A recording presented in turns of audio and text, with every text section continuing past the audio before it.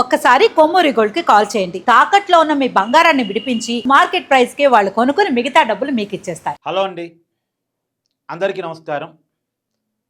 ఈరోజు international media నుంచి local media వరకు, electronic media, digital media, print media, ఏ మీడియానైనా ఇవాళ క్యారీ చేసే ప్రధానమైనటువంటి వార్త నిన్న జరిగినటువంటి ఖమేనీ మరణ వార్త గురించే.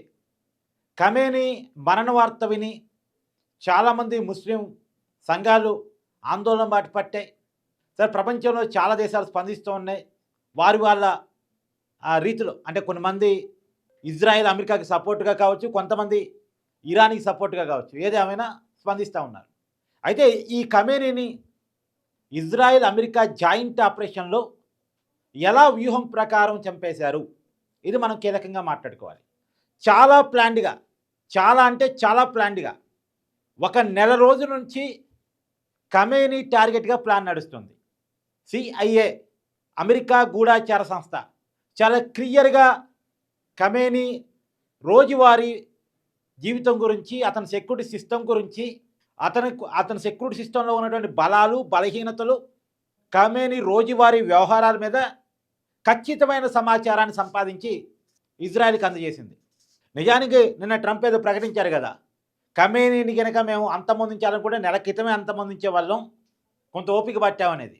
అంటే నెల రోజులకు పైనుంచే ఖమేనీ గురించి పూర్తి సమాచారాన్ని అమెరికా గూఢాచార సంస్థ సంపాదిస్తూ ఉంది. ఆ సమాచారాన్ని ఇజ్రాయెల్కి చేరవేస్తూ ఉంది. అయితే అమెరికా గూఢాచార సంస్థ చేరవేసిన సమాచారంలో చిన్నపాటి లోటుపాటును మళ్ళీ ఇజ్రాయెల్ గూఢాచార సంస్థ కనిపెట్టింది.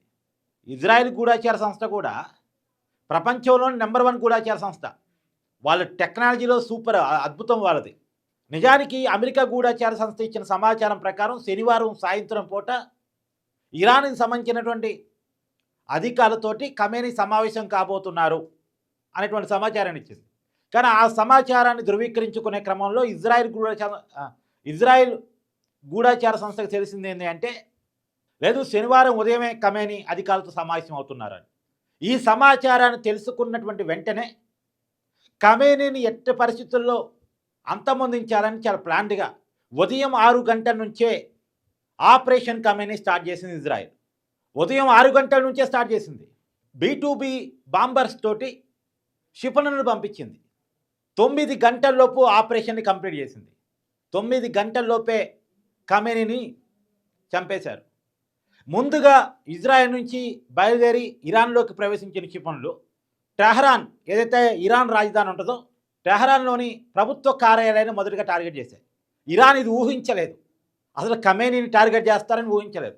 ఇజ్రాయిల్ దాడికి పూనుకోబోతుంది, ఇరాన్లోని అణుస్థావరాలను టార్గెట్ చేయబోతుంది, అణు నిక్షేపాల మీద బాంబుల వర్షం కురిపించే అవకాశం, ఇలా అనుకున్నారు తప్ప ఖమేనీని టార్గెట్ చేయబోతున్నారనేది ఇరాన్ ఊహించలే.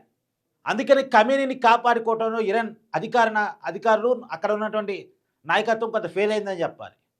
ఖమేనీ ఉదయం దాదాపు ఒక 39-40 మంది అధికారులతోటి, కీలకమైన అధికారులు వాళ్ళతో సమావేశమయ్యారు.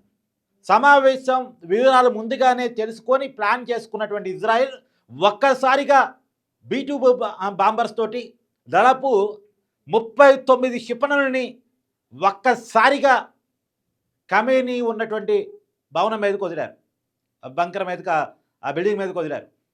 అప్పటికే అంటే ఖమేనీ ఒక చోటు ఉన్నారట, ఇరాన్కి సంబంధించిన అధికారులు ఇంకో చోట ఉన్నారు. అంటే వేరు బ్లాక్లోనూ వేరు బిల్డింగ్లోనూ ఉన్నారు. అక్కడే మొత్తంగా వాళ్ళని అంతమొందించారు, ఖమేనీని అంతమొందించారు. ఖమేనీ కరెక్ట్గా ఎక్కడున్నారు అనేటువంటిది టార్గెట్గా చేసి ఖమేనీ మీద దాదాపు ఒక 30 బాంబర్స్, అంటే ఖమేనీ ఉన్నటువంటి బంకర్ మీదకి 30 బాంబ్స్.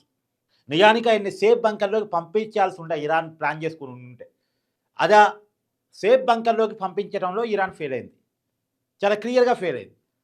మొత్తానికి 1979 నుంచి, అంటే 1980s నుంచి తన మార్కు వేసుకుంటూ ఇరాన్ని ఒక రకంగా ఇరాన్ తర్వాత శకం 1979 కంటే ముందు ఇరాను, 1979 తర్వాత ఇరాను, అక్కడ ఒక ముస్లిం విప్లవం వచ్చిన తర్వాత, ముస్లిం విప్లవం ద్వారా సుప్రీం లీడర్గా ఎదిగినటువంటి ఇరాన్ అధికార బాధ్యతలను తన చేతుల్లోకి తీసుకున్నటువంటి ఖమేనీ దాదాపు కొన్ని దశాబ్దాలుగా తనకంటూ ఒక మార్క్ వేసుకున్నారు అక్కడ, కొన్ని దశాబ్దాలుగా.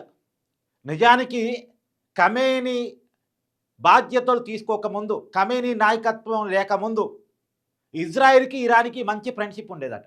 ఇరాన్కి అమెరికాకి మంచి రిలేషన్స్ ఉండేయట. ఎప్పుడైతే అక్కడ రెవల్యూషన్ వచ్చిందో, ఎప్పుడైతే ఖమేనీ సుప్రీం లీడర్గా ఇరాన్కి మారారో, వెంటనే ఇజ్రాయెల్ని శత్రు దేశంగా ప్రకటించాడు. ఇజ్రాయెల్తో అప్పటి నుంచి గొడవే, ప్రచ్ఛన్న యుద్ధం, అప్పుడప్పుడు గొడవలు, బాంబులు ఇవన్నీ ఉన్నాయి. గతంలో కూడా లేటెస్ట్గా కూడా కొన్ని నెలల క్రితం యుద్ధం జరిగింది. ఒక దగ్గర స్టాప్ అయింది, అమెరికా ఎంటర్ అయింది, అణు స్థావరాలు ఇరాన్లో ఉన్నాయన్నీ కూడా ధ్వంసం చేశామని చెప్పారు, అక్కడ ఆగిపోయింది. మళ్ళా లేటెస్ట్గా స్టార్ట్ అయింది. స్టార్ట్ అయిన కొన్ని గంటల్లోనే ఖమేనీని ఇజ్రాయెల్ అంతమొందించింది, యుద్ధం స్టార్ట్ అయినటువంటి కొన్ని గంటల్లోనే. మరి దానికి ఇజ్రాయెల్ చెప్తుంది ఏంటంటే, ఖమేనీ అణు స్థావరాలు ఏర్పాటు చేస్తూ న్యూక్లియర్ బాంబ్స్, న్యూక్లియర్ ఎగ్జామినేషన్స్ చేస్తున్నాడు, దానివల్ల మాకు ప్రమాదం, మా ఇజ్రాయెల్ అంతమొందించే లక్ష్యంగా ఖమేనీ పనిచేస్తున్నాడు, అందుకని మేము చేయాల్సి వచ్చింది. అంతే కదా. అంటే వాళ్ళు చూపించే కారణం అయితే అదే, న్యూక్లియర్ ఎగ్జామినేషన్స్ చేస్తున్నాడు, మేము ఆపట్లేదు, ఎవరు చెప్పినా వింటలేదు, కాబట్టి తప్పట్లేదు అనేది ఇజ్రాయెల్ చెప్పేటువంటి వర్షన్. ఏది ఏమైనా చాలా అంటే దీంట్లో రకరకాల డైమెన్షన్స్ ఉన్నాయండి. జియో పాలిటిక్స్ అనేది ఒక నాటకం. మళ్ళీ చెప్తున్నా, వాళ్ళకి ఇష్టమైన తీరులో వాళ్ళు అన్వయించుకుంటూ ఉంటారు. ఏ దేశమైనా అంతే, ఒక దేశం తక్కువ అని కాదు, ఒక దేశం ఎక్కువ అని కాదు. ప్రపంచంలో శాంతికి, ప్రజాస్వామ్యానికి నిబద్ధతతో పనిచేసేది ఒక భారతదేశం తప్ప, మిగతా దేశాలన్నీ వాళ్ళ స్వార్థాల్లో నుంచే ప్రపంచాన్ని చూస్తాయి, వాళ్ళ కళల్లో నుంచి, వాళ్ళ విధానాల నుంచే ప్రపంచాన్ని చూస్తాయి. అందరూ బాగుండాలి, అందులో మనం ఉండాలి అని ఆలోచించే దేశం మనది ఒకటి మాత్రమే. సరే, ఏదేమైనా ఇక్కడ ఒకరిని తప్పు అంటానికి లేదు, ఒకరిని ఒప్పు అంటానికి లేదు. ఎవరి రీజన్స్ వాళ్ళకు ఉన్నాయి, ఎవరి పాయింట్ ఆఫ్ వ్యూ వాళ్ళకు ఉంది. సో ఏదేమైనా ప్లాన్డ్గా నెల రోజులుగా టార్గెట్ చేసి అమెరికా గూఢాచార సంస్థ, ఆ పైన క్రాస్ చెకింగ్ తోటి ఇజ్రాయెల్ గూఢాచార సంస్థ ఖమేనీని అంతమొందించాయి. ఖమేనీ మరణం మీద మీ అభిప్రాయాన్ని కూడా కామెంట్ చేయండి. Thank you.